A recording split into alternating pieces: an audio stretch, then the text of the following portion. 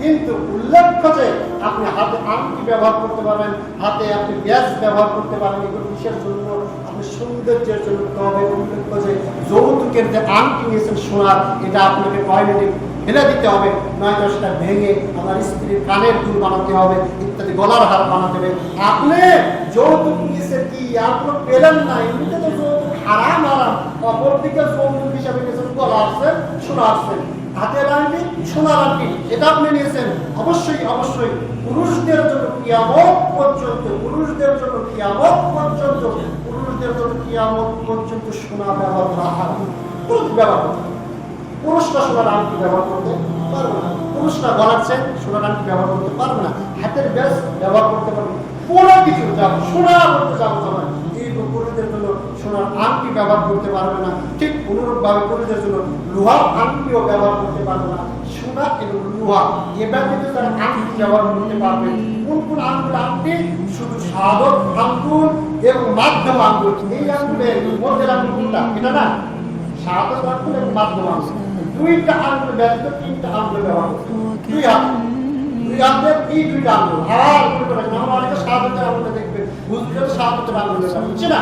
রাসূল মুহাম্মদ সাল্লাল্লাহু আলাইহি ওয়াসাল্লাম নিষেধ করেছেন, হাদিস সহিহ মুসলিমের হাদিস 2130 1305 সহিহ বুখারী মুসলিম তিরমিজি আল-বুখারী হাদিসগুলো রয়েছে। কারণ পুরুষ সোনার আংটি ব্যবহার করতে পারবে না, লোহার আংটি ব্যবহার করতে পারবে না, শাহাদাত আঙ্গুল আংটি ব্যবহার করতে পারবে না। ঠিক অনুরূপভাবে মাধ্যম আঙ্গুল আংটি ব্যবহার করতে পারবে না।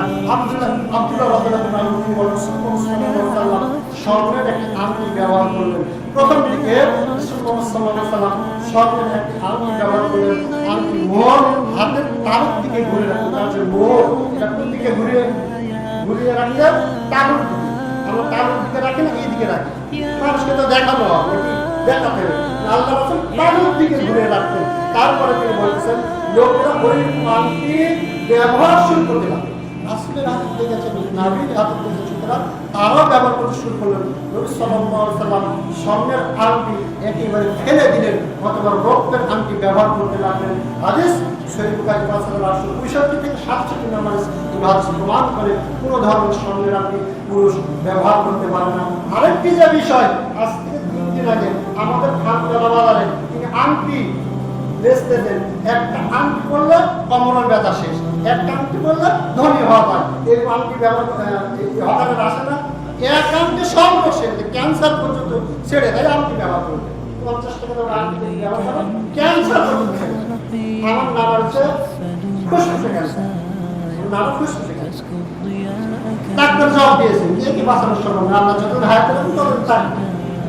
ওই ব্যক্তি কি বলছেন যে আমার দাম ব্যবহার করে সব ধরনের ক্যান্সার পর্যন্ত ভালো। আমি জানি না, আমার বাবা 50 টাকা আংটি দিয়েছে, নেওয়ার পরে 2 দিন পর আংটিটা ভেঙে আমার কাছে সুপার আটা দেওয়া। আমি বলতেছি এই আংটি কি ব্যাপার, এই আংটি ব্যবহার করা না, কিন্তু আংটি ব্যবহার করতে কি কাজ আছে বলতেছে না। আংটি আটা যেতে তো এবার বলছি আটা তো দিব, এই আংটি কি ধরে ব্যবহার করছে তার কবরে ব্যথা, সেটা কবরে ব্যথা। এই আংটি কি করবে? কবরের কথা ভালো করবে, তুমি করে আর আংটি এতই ক্ষমতা যে আংটি পড়ছে না হাতে, আংটি পড়ছে না হাতে, ব্যথা সারতেছে কোথায়? উল্টা একবার হুসুট খেলে পায়ে ব্যথা, হুসুট খেলে কোথায়? পায়ে ব্যথা। কারণ আপনি মলম দিয়ে হাতে দিলে পায়ে ব্যথা সারবে, ক্ষতস্থানে মলম না দিতে হাতে দিতে মলম না দিতে পাগল বলবেন না? অবশ্যই পাগল। আরে তোমার কেটে গেছে, হাত মলম ব্যবহার করছে হাতে দিয়ে, তাহলে আপনি কি করবেন? পাগল বলবেন না? আপনার ব্যথা কমরে যদি ভালোই যেহেতু কমরে বাঁধে, যদি আমি বলতেছি তোমার ব্যথা কমরে হাতে কেন বেঁধেছে, এই কথাগুলো আমি ছুঁড়ে ফেলে দিলাম, হাত ছুঁড়ে ফেলে দিলাম। আমাদের ভিতরে এই অসংখ্য ব্যক্তি রয়েছে হাতে আংটি ব্যবহার করছেন, কমরে ব্যবহার করছেন।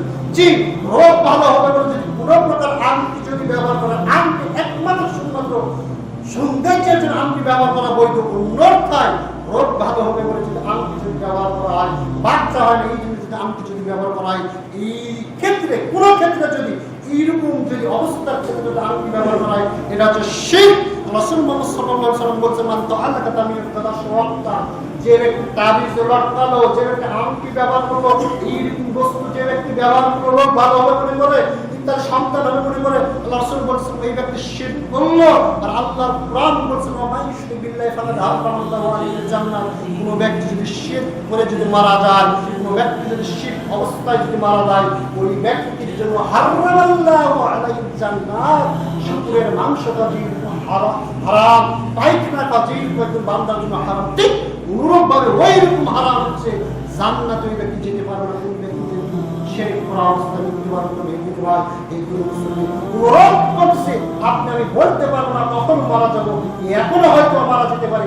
রাসূল বলেছেন জাবের রাদিয়াল্লাহু আনহু তিনি বলেছেন মান মাতা ইশরিক বিল্লাহি দাখালান নার ওয়া মান মাতা লা ইশরিক বিল্লাহি শাইআন দাখালাল জান্নাত। কোন ব্যক্তি যদি শিরক অবস্থায় মৃত্যুবরণ করে, আংটি হাতে দিয়ে যদি মৃত্যুবরণ করেন, কবরে নূর ব্যবহার করে যদি মৃত্যুবরণ করেন, হাতে ব্যথা হয়েছে লাল সুতা ব্যবহার করে ওই ব্যক্তি যদি মৃত্যুবরণ করেন, শিরক অবস্থায় কোন ব্যক্তি যদি মৃত্যুবরণ করেন, ওই ব্যক্তি জান্নাতে যাবে, ওই ব্যক্তি জাহান্নামে যাবে। এই জানে শুনেছি এই ব্যক্তির জন্য জান্নাত হারাম।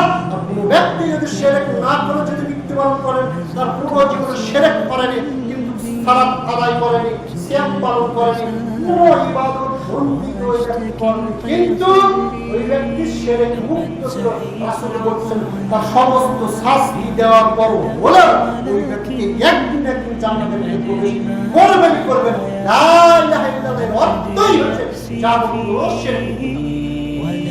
আমরা মনে করি যে একবার লা ইলাহা ইল্লাল্লাহ পাঠ করে জান্নাতে বলবেন না। লা ইলাহা ইল্লাল্লাহ পাঠ করবে, মন্ত্রের মতো পাঠ করবে না, রব্বে আমল করবে না, তাহলে হবে? হবে?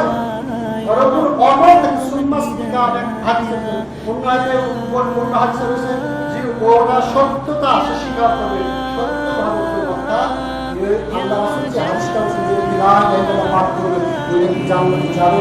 লা ইলাহা ইল্লাল্লাহ আল্লাহ ছাড়া কোনো ইলাহ নেই, আল্লাহ ছাড়া কোনো মাবুদ নেই, আল্লাহ ছাড়া কোনো সন্তান দেওয়ার মালিক নেই, আল্লাহ ছাড়া কোনো রোগ ভালো করার মালিক নেই, ও সব কিছু তারা আল্লাহ সুবহানাহু ওয়া তাআলা এটা থেকে অটল রেখে যদি কোনো ইবাদত না করে যদি মারা যায়, তার পাপের শাস্তি দেওয়ার পরে জাহান্নামে নিক্ষেপ করার পরও লা ইলাহা ইল্লাল্লাহটা ঠিক থাকার কারণে, শিরক মুক্ত থাকার কারণে ওই ব্যক্তি শেষ আদালত না জান্নাতে ঢুকবেন।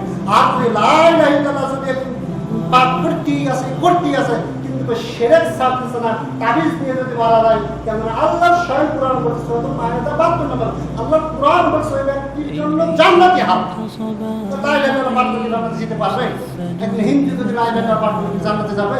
এই সমস্ত আলেমদের বক্তব্য দেয় হিন্দু যদি লা ইলাহা ইল্লাল্লাহ পাঠ করে, খ্রিস্টান যদি লা ইলাহা ইল্লাল্লাহ পাঠ করে, তবে কি জান্নাতে বলতো না, এটা আমাদেরকে বর্জন করবে। সুতরাং আংটি আপনি সৌন্দর্যের জন্য ব্যবহার করতে পারেন, রোগ ভালো করার জন্য আপনি আংটি ব্যবহার করতে পারবেন না। এই কথা বলতে আমার অনেক ঘটনা মনে পড়ে। একই শিকড় আলাদা হয়, আবার ওই শিকড় তার শ্বাসকষ্ট ভালো, আবার ওই একই শিকড় ওই এক মেয়েকে খাচ্ছে, ওই শিকড় তারা বাচ্চা টেনে নিয়ে আসবে। এটা কি সম্ভব? মনে করেন একটা বড়ি ব্যথার, এখন ওই ব্যথার বড়ি থেকে সব রোগ সারানো সম্ভব না? শুধু ব্যথা সারানো, একই বড়িতে সব